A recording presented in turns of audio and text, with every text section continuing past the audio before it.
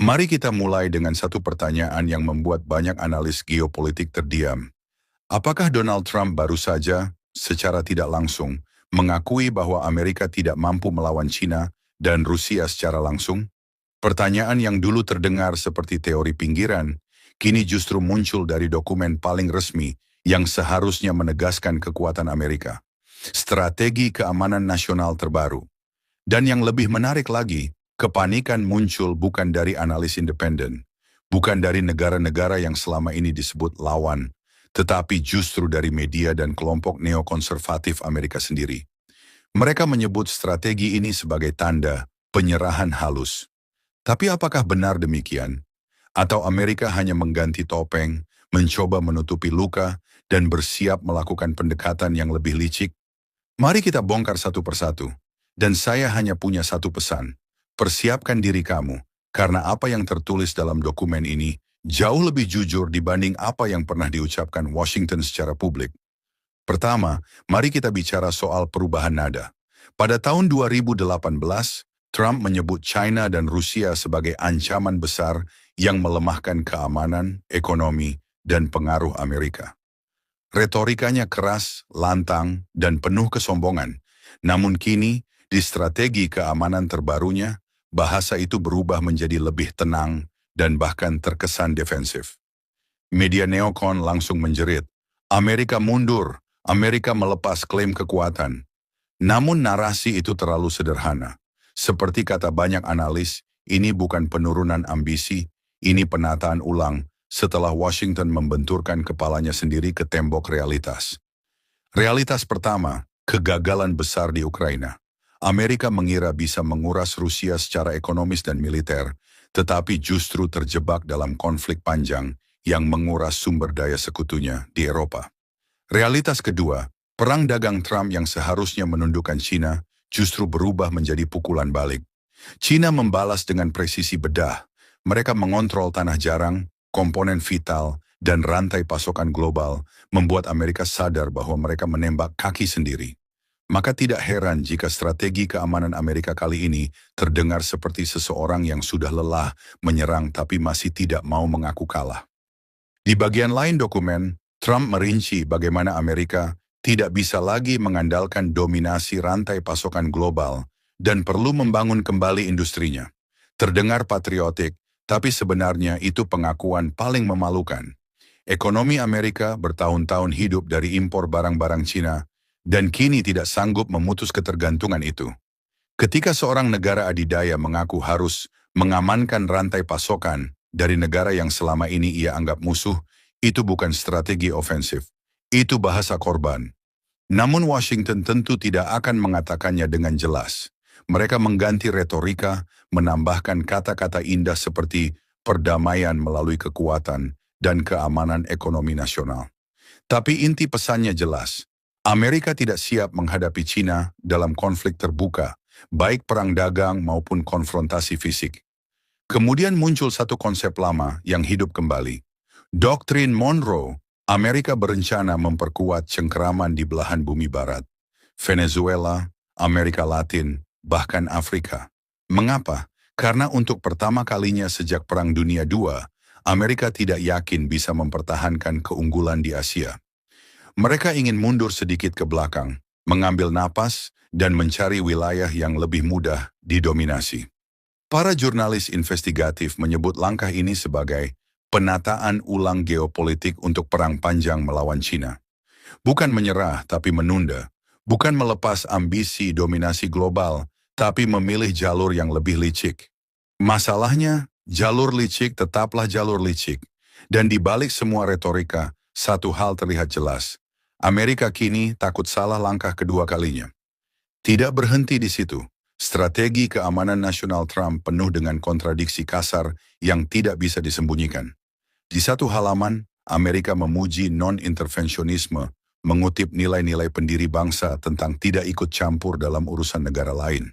Namun dua paragraf kemudian, mereka membahas bagaimana Amerika harus menghalangi China di Indo-Pasifik, mengamankan gugus pulau pertama, dan mempertahankan akses strategis ke Taiwan.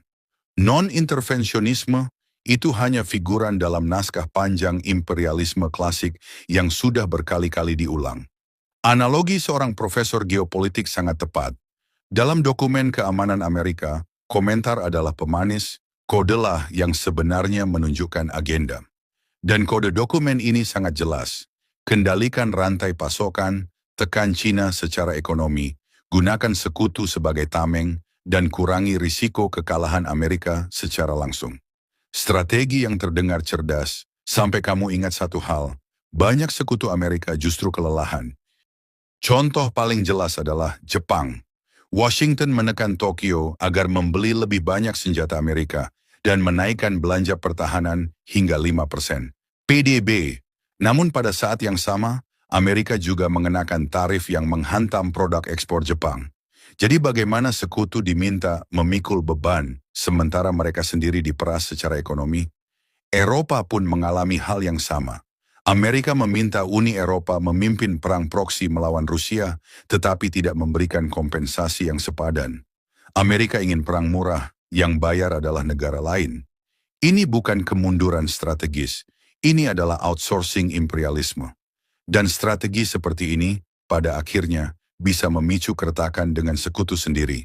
Tidak ada negara yang mau terus-terusan membayar harga kekaisaran Amerika tanpa jaminan.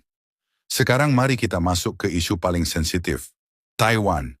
Dalam dokumen ini, Taiwan ditempatkan sebagai pusat strategis di Indo-Pasifik. Amerika dengan sangat terang-terangan menyebut pulau itu sebagai titik kunci untuk menahan Cina. Namun yang menarik, bahasa yang digunakan lebih berhati-hati dibanding versi sebelumnya. Mengapa?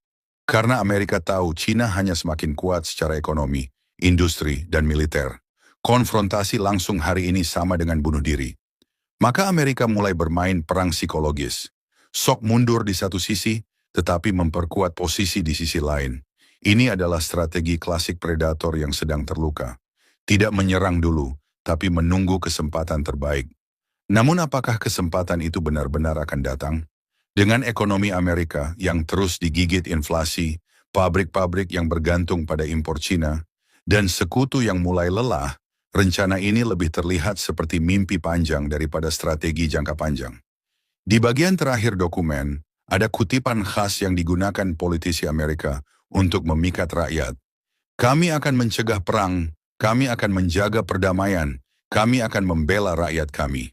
Namun dalam kalimat berikutnya, mereka meminta rakyat Amerika untuk mempercayakan putra-putri mereka kepada tentara dan membayar militer terkuat di dunia.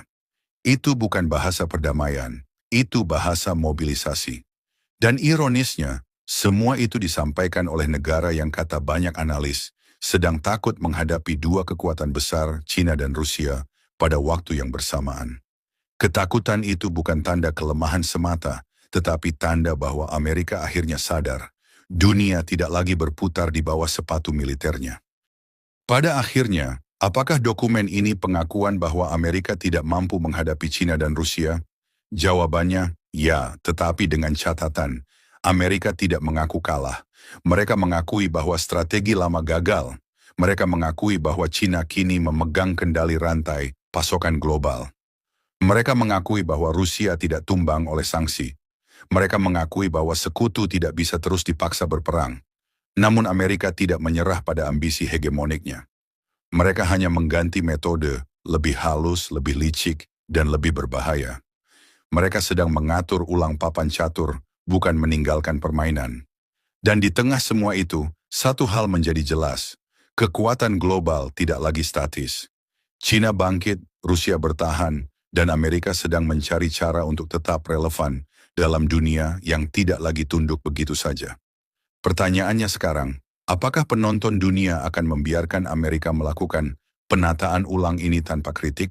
Atau kita akhirnya mulai melihat siapa yang sebenarnya takut, siapa yang sebenarnya kuat, dan siapa yang tidak siap menerima kenyataan bahwa dominasi mereka tidak lagi absolut? Karena yang pasti, strategi keamanan ini bukan hanya dokumen. Ini adalah cermin dari kekhawatiran terdalam sebuah kekaisaran yang mulai merasakan kejatuhan di horizon. Kalau kamu suka pembahasan seperti ini, jangan lupa like dan subscribe biar nggak ketinggalan konten lain seputar geopolitik, teknologi, dan krisis global. Dan seperti biasa, kalau kamu pikir video ini penting dan membuka wawasan baru, jangan cuma disimpan sendiri. Bagikan, biar makin banyak yang melek. Terima kasih, sampai jumpa di halaman berikutnya.